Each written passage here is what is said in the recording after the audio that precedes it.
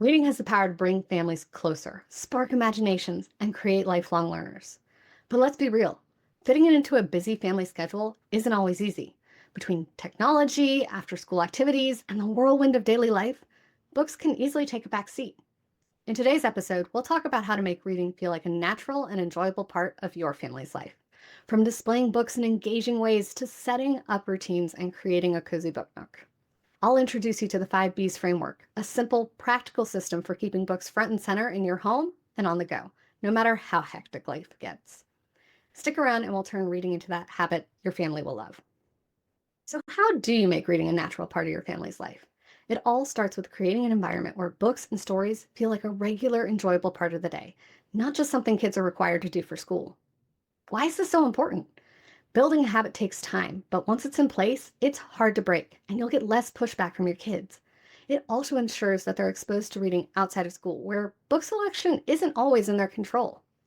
By creating a family culture around reading, you'll be able to expose them to more positive reading experiences and give them a better outlet for reading for pleasure. Modeling a love of reading is just as important. When your kids see you reading for fun, whether it's a novel, a magazine, or even a recipe, it shows them that reading isn't just something that you do for school as an assignment. It's a form of entertainment. Plus, it highlights reading as a tool for lifelong learning and growth. Creating a family reading culture where everyone is involved is so important because books and reading can speak to the 5 love languages, and in return, create a stronger bond in your relationship with your child.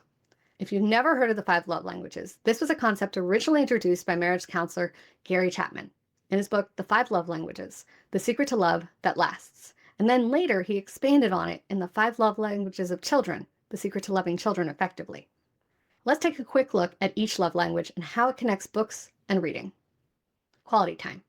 Quality time is all about giving your child your undivided attention. This could mean reading together, whether it's sharing the same book or just being in the same space with each of you enjoying your own book. It's about being present and making the experience feel special. Physical touch is just as simple as cuddling up with a blanket and a story.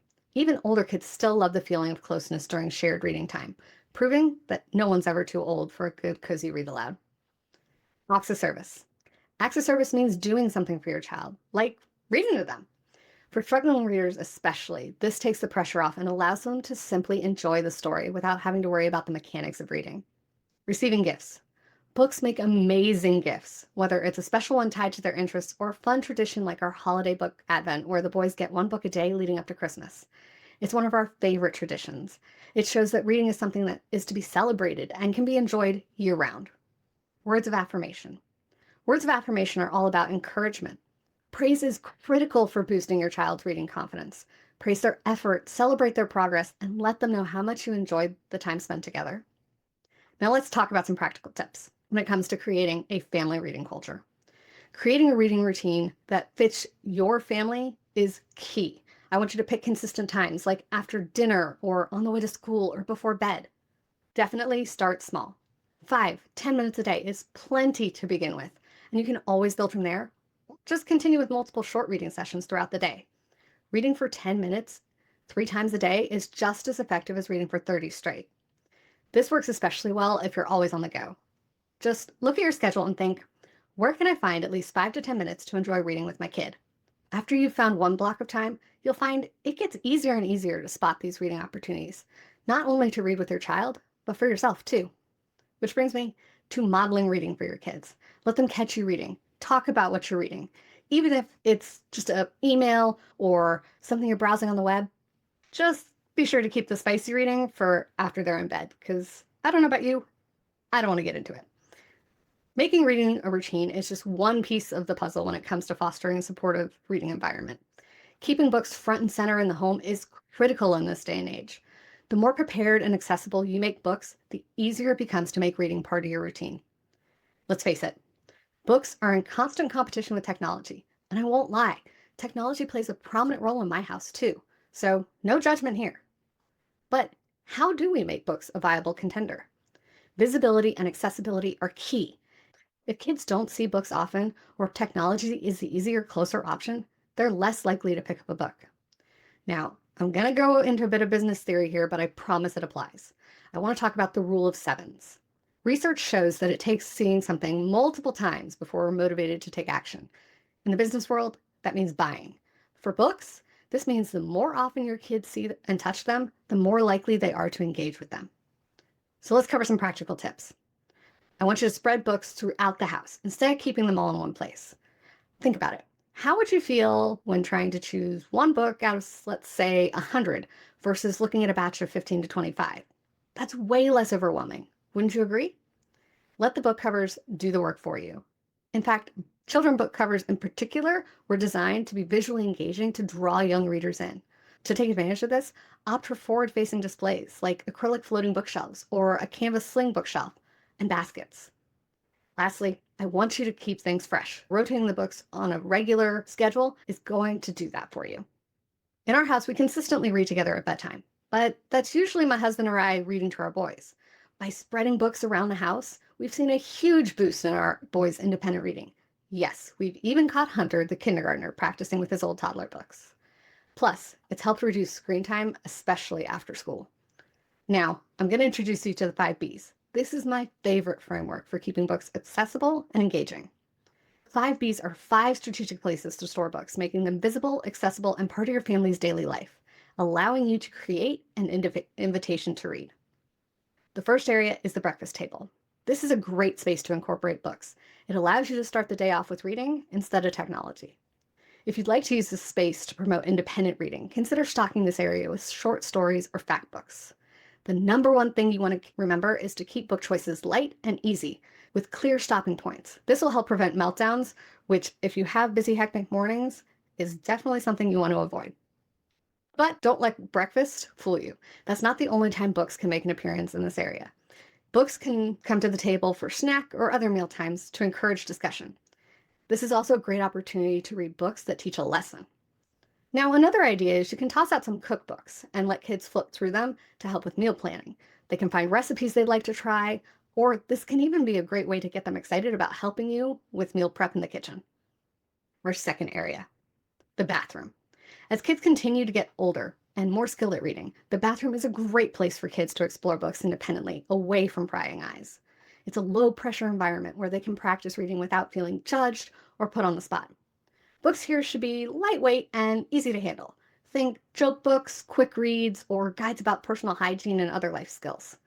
It's also the perfect spot to leave books that answer tricky questions about the human body or emotions, which kids might feel too shy to ask about.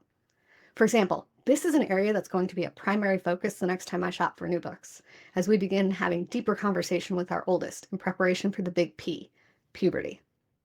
Now, I completely understand if reading in the bathroom has a bit of an ick factor for you, and that's okay. But if it works for your family, the bathroom really can be a great spot for independent reading in a judgment-free zone. Side note, if you have younger kids, especially those in the potty training phase, books can be a great incentive to get them to sit still a bit longer to take care of business. This brings us to our third B, baskets, bins, and bookshelves. As I mentioned earlier, spreading books throughout your home can increase visibility and reduce overwhelm. I want you to strive to place them in any high traffic areas around the home, especially those areas where technology isn't. But this doesn't mean you should overlook the opportunity to put a bench or a beanbag in the corner of the hallway if you have the room. In our home, we have this extra large landing space at the top of our stairs that would be great for a large plant. But since I have a history of killing multiple cactuses or cacti, I've opted for a comfy chair that we pulled out of JD's room when we changed things around and put a basket of books next to it. Instant reading corner to send them to while I finish getting ready in the morning. Here's another tip I want you to consider. Whatever you do, try to avoid piles of books. Chances are they won't look beyond the top one. You'll notice if it's starting to collect dust. And don't overfill baskets or bins. You want to keep them easy to thumb through. Fourth B, the bedroom. Reading can be a great activity to include in your nightly wind down. In fact, studies have shown it reduces cortisol levels, allowing for better, more restful sleep. I think it's safe to say our little Energizer bunnies could use the best sleep possible. Reading at bedtime has become a staple for us. When the boys were little, we started out with reading at the dinner table and at bath time. The high chair and tub were great for keeping our audience captive and captivated. But now that they're older, I'm so glad that we've moved story time to the last piece of our evening routine, just before we sing them a song and kiss them goodnight. The bedroom offers an ideal opportunity for shared reading, really making it a great time to bond either together as a family or one-on-one. Sometimes we make it a full family affair, but mostly my husband and I divide and conquer to cater to our boys' varying interests and reading levels. We've enjoyed curling up beside them in bed and soaking up those snuggles. You never know when your last day of cuddles will be. When deciding what books to keep in the bedroom, I recommend focusing on soothing bedtime stories or something that's going to leave them with a warm, fuzzy feeling of being safe and loved. As kids get older, you can move up to chapter books, reading a few chapters a night. At first, we kept the subject matter pretty light or fantasy-based with JD, but as he started to push back on these reading experiences, we decided to expand to anything he found interesting. I recently got him hooked on the I Survived series, and I won't lie, I'm enjoying them a lot myself. Historical fiction really takes me back to a lot of my childhood favorites before I started seeing reading as a chore. Bottom line, you have to test and see what's too scary, funny, deep, fact-heavy for your kiddo. But a good rule of thumb is to avoid books that are too interactive or stimulating, which could amp them up, making it harder to get them to go to sleep. Definitely not something we're looking for. Now, if you're in a single-parent household juggling multiple kids, or if your partner has a work schedule that leaves you solo at bedtime, consider finding a good family read-aloud book that falls somewhere in between their reading levels, or take advantage of audiobooks. For younger kids, you can pair an audiobook with a picture book, and they can follow along. For older kids, you can create a ritual of setting them up with their audiobook and either checking in with them after you finish with their younger sibling or following up the next day to discuss what they listened to. Which brings us to our fifth and final B, the backseat and/or go bag. If you're constantly running all over and often out of the house with the kids, having books in the car or in your bag are a must. Having books as a ready option for commutes, errands, waiting in line, or even longer car rides can make this downtime feel productive and engaging. Now, if you prefer to travel light, ebooks are a great option and easy to access on your phone or tablet. I want you to remember, if you're driving, you're not available to read to them, so books need to be at their reading level. But what about those kids that refuse to read independently right now? Don't worry, I have you covered. Audiobooks help them experience the joy of storytelling without the overwhelm of having to decode words. That's the part where you have to break them down, piece them back together, and sound them out. Interactive storybooks and ebooks that have the read to me option are great because they still get the benefit of reading along. Not to mention, you're bridging technology and reading together, so it's really a win-win for your kids. Now that we've brought books front and center in your home and on the go with the 5B's, let's talk about incentivizing reading for your reluctant reader by creating a space that's just begging them to curl up with a book and read. The goal is to create a space your child will gravitate toward. A cozy and inviting space with just the right touches can make reading feel fun and special. Things you need to consider when creating a book nook include location, lighting, comfort, accessibility, and personalization. Now, I can't stress this enough. Location, location, location. Pick a spot that's free from distractions, especially the TV or computer or any other tech. Lighting. You need an area that's well lit. Consider natural lighting, so by a nearby window, or have a bright lamp nearby. Or if you really want to make it fun, get them a book light or a headlamp.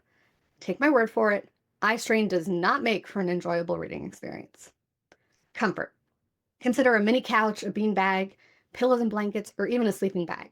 And don't forget their favorite stuffies. We want this space to be cozy and fun. Accessibility. You need to ensure that books are accessible inside their book nook. If they have to get up and move to the other side of the room, or worse, leave the room to grab a book, chances are that they'll get distracted and end up doing something else instead. So this is a great place for a basket bin or bookshelf to be nearby. And when I say nearby, I mean within an arm's reach for your kid. Not you, your kid. Personalization. Get them involved in the process. Let them decorate the nook with their favorite colors or themes, like dinosaurs or outer space. If they'd rather have a tent, let them pick one out. We recently got the boys ones that look like little castles, so get creative. Or, if you have the space, build a fort that you can change the design of from time to time. Lastly, if you're cool with snacks in this area, some tasty treats can go a long way in making this spot easy to say yes to. Just remember to clean it often to avoid any unwanted guests. I'll be honest, we're still working on setting up a permanent book nook in our house. Most of our reading tends to happen in the boys' rooms at bedtime. But I have noticed whenever we build a fort or pop up an indoor tent, they're quick to take a new read inside with them. So, naturally, one of my goals for the new year is to clear out more space in their playroom to allow us to keep a more permanent structure up. Whether that's going to be a tent or a fort, I haven't quite decided. Ideally, though, I'll get it done before summer when they'll have more downtime at home. I'll be sure to share an update as it all starts to come together. Creating a reading-friendly home and lifestyle doesn't have to be complicated or time-consuming. Start small. Pick one tip or strategy from this episode or focus on making one area of your home more reader friendly.